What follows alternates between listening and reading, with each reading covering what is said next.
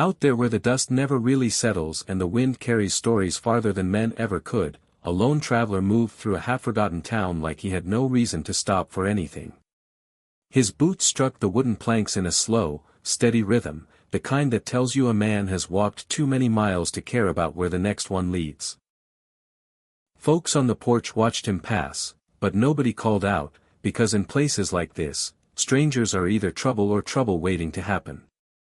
She stood near the edge of the street, half in shadow, holding on to what little life had left her with. People like her didn't make noise in towns like this. They learned early that silence was safer than being noticed. He walked right past her without turning his head, like she was just another piece of broken fence or dry tumbleweed rolling in the wind. That was how it always went. Men with their own burdens rarely saw the weight others carried. But then something strange happened. He stopped. Not because someone called him, not because of danger or gold or gunfire, but because a single sentence cut through the dry air like a bullet fired in stillness. She didn't shout it. She didn't beg.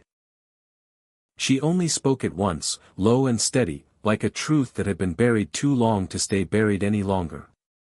The words carried something he hadn't heard in years, something that didn't belong to the dust or the lawless roads he had been riding. It carried memory. It carried loss.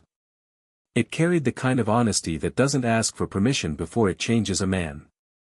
He turned slowly, like a door creaking open after years of rust. His eyes met hers, and for a moment the whole town seemed to hold its breath. The wind even seemed to quiet down, as if it knew something important had shifted. Men like him don't change easy. The West had a way of hardening everything it touched. But sometimes, one sentence is enough to crack that shell wide open. Not loud. Not dramatic. Just real enough to remind a man he is still human beneath all the dust and distance. Out in the wide, unforgiving stretch of the Wild West, where the land seems to go on forever and the sky presses down like a heavy lid, a lone traveler makes his way through a small, weather-worn town. The ground beneath him is dry and cracked, kicking up soft clouds of dust with every step he takes. His boots are old, hardened by miles of endless roads, and each strike against the wooden walkway carries the sound of a man who has been walking for a very long time without any real destination left to care about. He moves like someone who has already left most of his life behind somewhere he cannot return to, and the town he passes through is just another blur in a long line of forgotten places. The buildings around him lean slightly, as if tired of standing against the wind that never seems to stop in these parts. Wooden signs creak above empty doorways, and faded paint tells stories of businesses that may have once mattered but now only survive out of habit. People notice him, of course they do, because strangers are never invisible in places like this, but no one speaks. Eyes follow him from porches and through half-open windows, measuring him in the quiet way people in the frontier have learned to do. A man alone could be anything, drifter, outlaw, hunter, or worse, and in a land where survival depends on judgment made in seconds, silence is safer than curiosity. He does not hurry, nor does he linger. His pace is steady, controlled, as if he has trained himself not to belong anywhere for too long. There is a weight about him that is not visible but still felt, like an old storm that never fully cleared. The sun hangs low, casting long shadows that stretch across the street, and for a moment he becomes just another shadow among them, moving through a place that will forget him by nightfall. The town itself does not offer welcome or rejection. It simply exists, as most frontier towns do, as a brief pause between one journey and the next. Dust swirls around wagon wheels that are no longer moving, and the smell of dry wood and distant smoke hangs in the air. Somewhere a door shuts softly, but no one steps out to greet him or challenge him. He is not important enough for interruption, and perhaps that is exactly how he wants it. Yet there is something about the way he carries himself that suggests he has been important before, or at least has been part of things larger than this quiet street. His shoulders are slightly tense, not from fear but from habit, like a man who has learned to expect trouble even when none is present. His eyes stay forward, never drifting toward the people watching him, as if acknowledging them might tie him to a place he has no intention of staying. The world around him feels slow, almost suspended, as though time itself has grown cautious in his presence. Every step he takes echoes faintly against the wooden boards, and with each echo, he moves farther into the town and further away from anything that might call itself home. In this way, he is not just passing through a town, but through a moment that will later be remembered by no one but perhaps himself, if he ever chooses to look back. And so he continues, a figure carved out of dust and distance, moving forward without stopping, without speaking, and without knowing that something unseen is already waiting to change the direction of everything he believes is certain. At the edge of that same dusty street, where the wind never quite knows where to settle and the shadows stretch long before evening, there stood a woman who had learned how to disappear while still being seen. She was not hidden in the true sense, but in a way that happens when the world decides not to notice you anymore. People passed her the way they pass broken fences or abandoned wagons, acknowledged, but never truly considered. And over time, she had stopped expecting anything different. Her posture carried the weight of long days that had turned into longer years. She stood still, not because she had nowhere to go, but because moving had stopped meaning escape. The fabric of her clothing was worn from repetition, patched in places that told silent stories of endurance rather than comfort. Her hands rested close to her sides, not clenched, not relaxed, just present, like they had learned that even small gestures could attract unwanted attention in a place that offered little mercy. The town around her continued its slow, indifferent rhythm. Doors opened and closed. Boots scraped against wood. A horse snorted somewhere down the road. But none of it reached her in a way that mattered anymore. She existed slightly outside of it all, like a reflection on glass that no one bothers to look through closely. People might see her shape, but they rarely saw her story. There was a time when she had been part of movement, part of voices, part of something that felt like belonging. But the West has a way of stripping those things away without ceremony. Losses accumulate quietly in places like this. A name forgotten here, a promise broken there, until a person is no longer introduced by who they are, but simply by the fact that they remain. She had learned to measure time not in days or seasons, but in the number of times she was passed without being spoken to. That kind of counting changes a person. It teaches patience that is not peaceful, but resigned. It teaches silence that is not calm, but necessary. And it teaches the strange skill of standing in plain sight while becoming invisible to the world around you. Still, she watched. Not in an eager or hopeful way, but in the quiet observant manner of someone who understands that everything in this place carries meaning, even indifference. She saw the traveler as he came into view, his figure cutting through the dust like a line drawn without intention. She noticed how others looked at him and then looked away, how the town measured him without ever speaking his name. And she understood something about him immediately, not his past, not his purpose, but his distance. That kind of distance was familiar to her. It was the same kind she carried, though it wore different clothes on different people. In him it looked like motion, in her it looked like stillness. But underneath, it was the same quiet separation from everything that might ask to be felt too deeply. She did not call out to him. People like her rarely did. In a place like this, speaking without reason could cost more than silence ever would.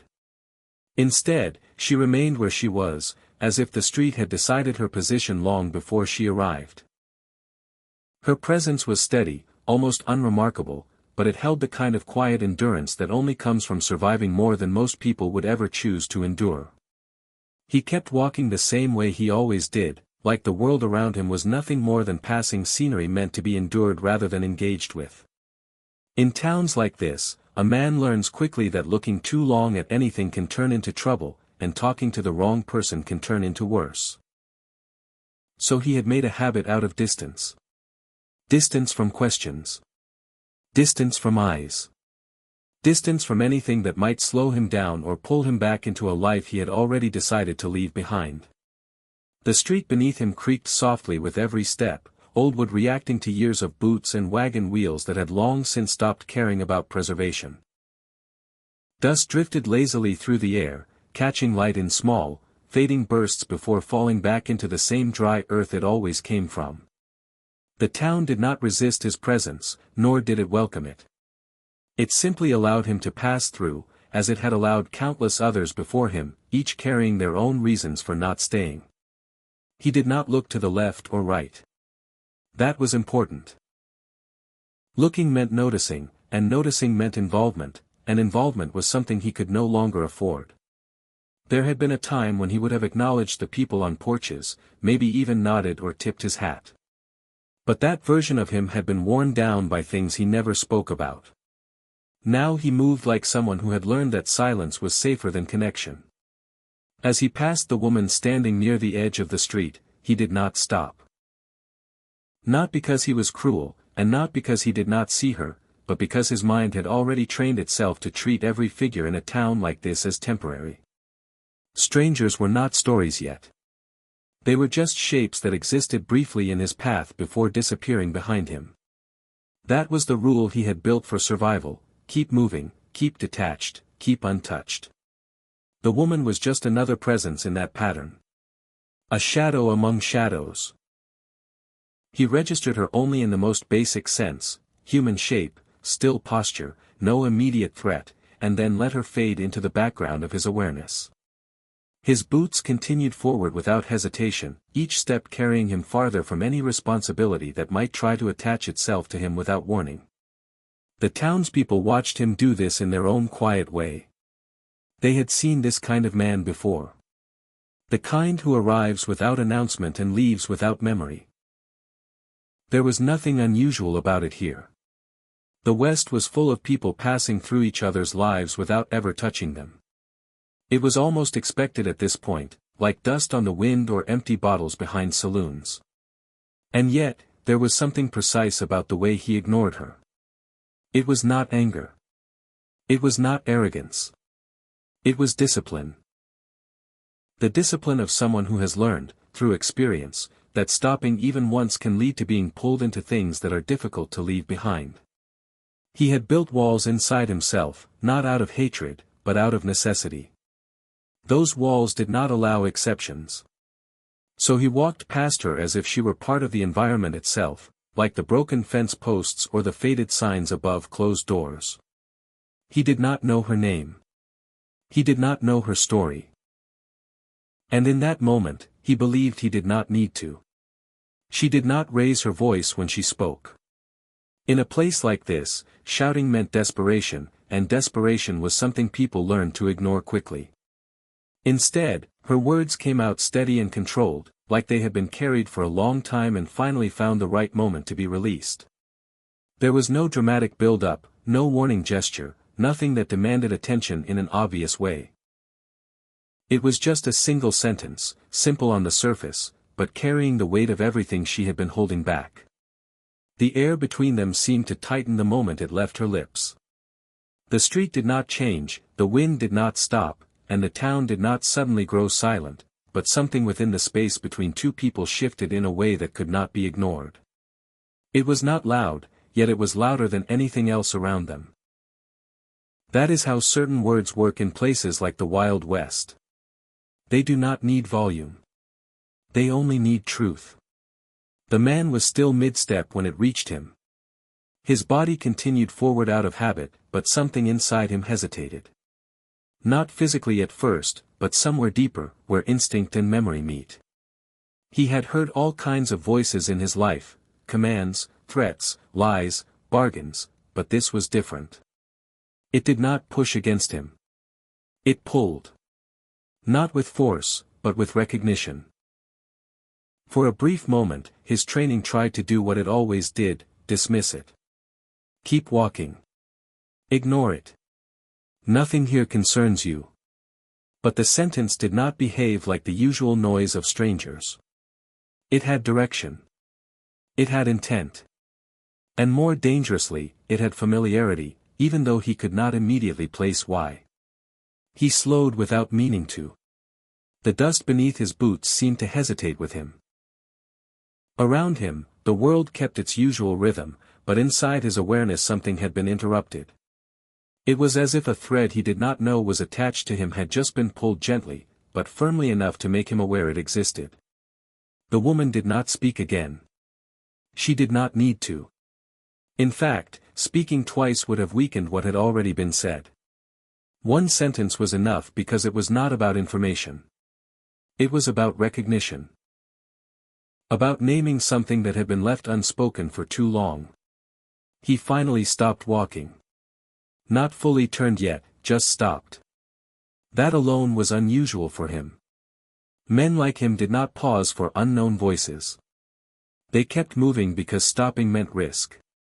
But now he was standing in a place where forward motion no longer felt automatic.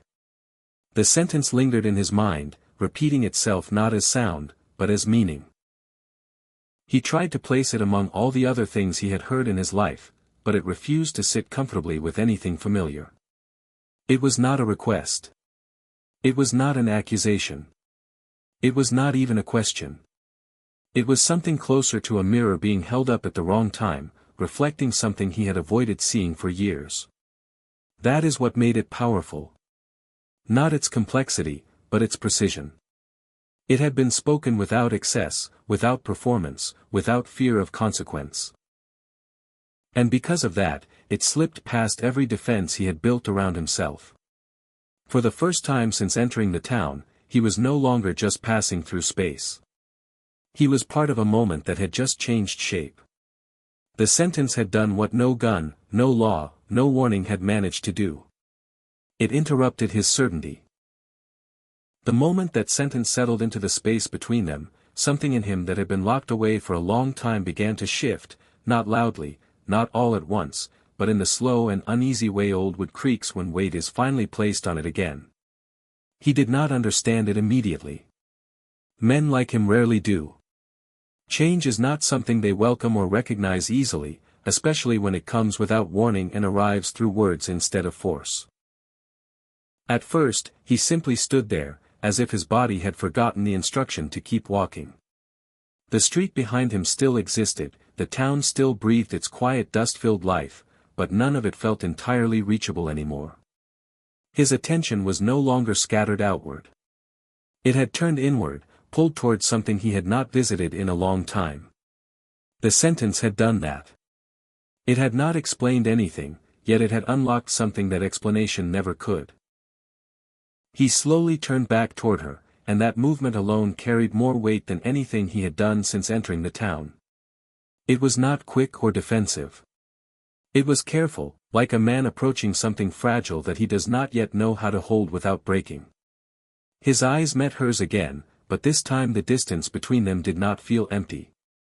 It felt charged, like the air before a storm decides whether to break or pass. In that moment, he was not just a traveler anymore. Something about him had been interrupted, and interruptions in a life built on avoidance are not small things. They are cracks. They are openings. They are beginnings of decisions that cannot be easily undone.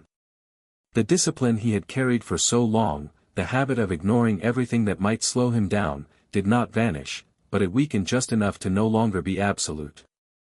The woman did not move toward him. She did not try to close the distance.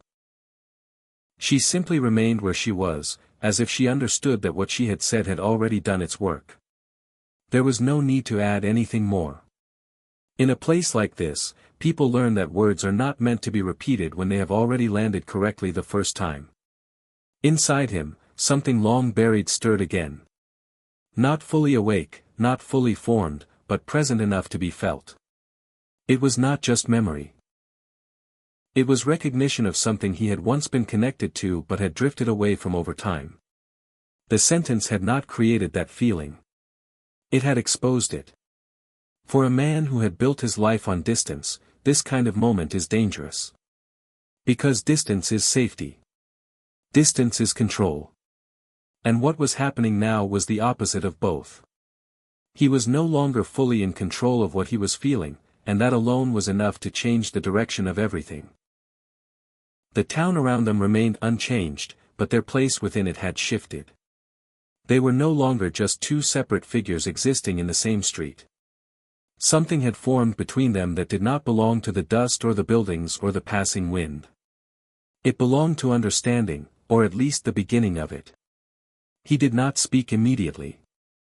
There were no words that could properly respond to what had already been said. Instead, he simply stood facing her, as if deciding whether to continue being the man who walks past everything or the man who stops when something finally reaches him.